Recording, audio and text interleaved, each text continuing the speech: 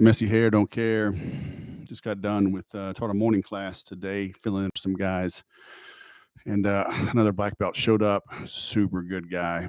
A week ago I talked about the over under pass, and we did talked about the attack and some counters. Nick brought in some additional counters and some subtle points on the attack. So I want to talk about that and talk about and remind you and encourage you. The difference between a professional and an amateur is that an amateur practices until they get it right. A professional practices until they can't get it wrong. And so you may be thinking, well, you talked about no gi, over under pass and counters a week ago. Yeah. Have you trained it? I usually go on Tuesday afternoons, Tuesday noon class for no gi. We do no gi one day a week. And the instructor is a super good guy, very smart. And we usually stick with a theme for the entire month. So over under attacks, counters, variations from that, maybe how to get sweeps and whatnot. But we'll stick with a theme for 4 to 5 weeks. And, in jiu-jitsu, and we're all amateurs, right? We're hobbyists. Most guys are training at most 3 days a week.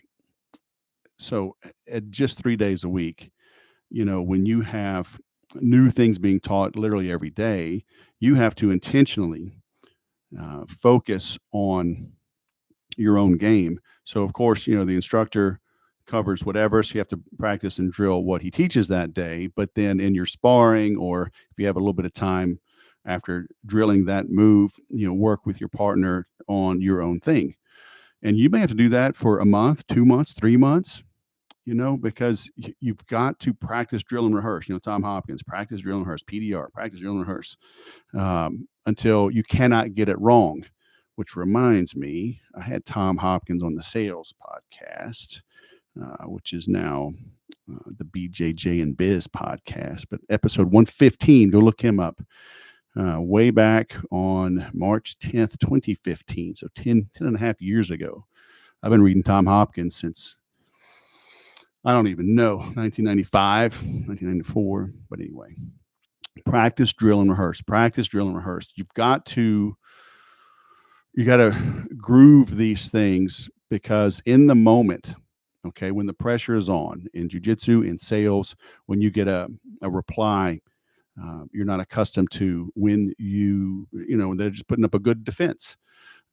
Chances are you're inviting that objection, and I'll talk about that on a later episode. But you have to be able to reply and stay calm in the moment. Reply appropriately, proportionately in the moment. Not get flustered, and stay on track. And the old adage is you do not, in the moment, right? You do not rise to your level of potential. You regress to your level of training. So, on this over under today, Nick was showing us, I was talking about the other day, the over under, the under is the far side. The over, and Nick talked about swimming, you're swimming over the other leg. And your head, though, is at the under side. Robert has us do a big back step to pass the hook, because you're the guy in guard. The guy on the bottom is going to stick out his right leg, try to hook you, assuming you're passing to his right, as most people do. But Nick has a nice approach: pinch the legs, bring them back to the middle, and then just pummel the right leg. At the knee, pummel, swim it, boom, pass.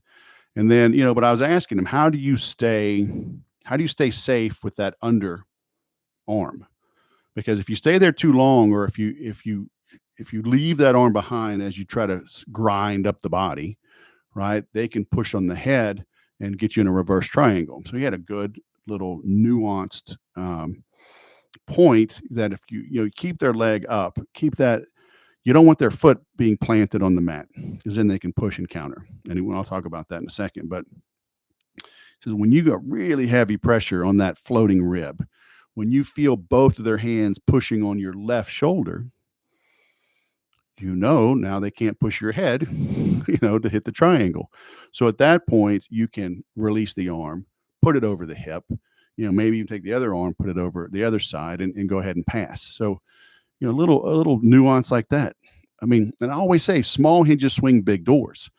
Um, you know, when I'm talking to a prospect, and I use this example all the time in my training, like I said, if you're getting an objection regularly, you're inviting it.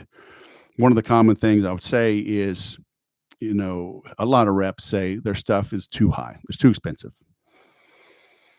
And your manager will ask why. So, well, every time I tell them, the setup price and the monthly blah, blah, blah, I always get a pushback. I always had the discount. And then you come to find out, it's like when I ask you, hey, how much is it? And you do something like, well, it's normally, a $5,000 setup and $1,500 a month. And the prospect says, well, what is it today? What is it for me? See, it's too much. It's that word normally, and it's the tone. Well, normally you got to flip that around. And I'll grab a link. I wrote about this years ago. I need to go find it and update it. But you need to just, in a calm, deliberate, steady manner, think about, the executive assistant for your accountant or the nurse practitioner, for your doctor, just calling, hi, this message is for Wes. Please call, Dr. Smith's office. We've got your blood work results back. Please give us a call. Hey, this is Wes. This is, Joe at your tax office. We've got some questions on your return, and we can, please give us a call. We can finalize it and get this submitted. Just steady, calm, professional. Well, normally with that tone, you're inviting the objection. So again, small hinges swing big doors. Putting that pressure, waiting for the hands, frees up my hand to then go ahead and pass. So what are you doing? Have you practiced, drilled, and rehearsed enough that you can't get it wrong in the heat of battle, in the moment? Because, I rolled, I stuck around, rolled with a guy, David, a white belt. He's a fireman, big guy, strong guy. I think like a 2-stripe white belt. And he was laughing. He says, this is a lot different when the guy's resisting. Like, yeah. So you have to practice enough just to groove it, with like 50% resistance, no resistance, and 50%, then 70, 80, 90, 100. Then you fight a higher belt and it pushes you. You've got to be pushed, just like weightlifting. You got to go to exhaustion to get that growth. So who's pushing you? Who's pushing you in your jiu-jitsu? Who's pushing you in sales? Are you practicing enough that you cannot get it wrong? Whatever that is. So, and also, Nick was talking about that over under and a couple of really good things I'd never seen on counters. Right. And so one of them, and again, it's assuming you're late, the guy hit it, he's got good pressure. And if he's trying to backstep, trying to knee bar you, Nick throws the knee bar side. So again, let's say he's passing to my right. He's got my right leg hooked, doing that kind of a back step to dropping the hip, put the hip pelvis up over the knee, arching into it. So that same side, Nick is reaching under it with his right arm, grabbing the right hamstring and pulling that in. Gives you a second to survive, but then you've got to cross face hard with the head, forearm to the head, bridge up, boom, shove that head. But then when you get the head over, then bring that right arm out, and put it on top of his head, pin his head down. Now you can start to escape.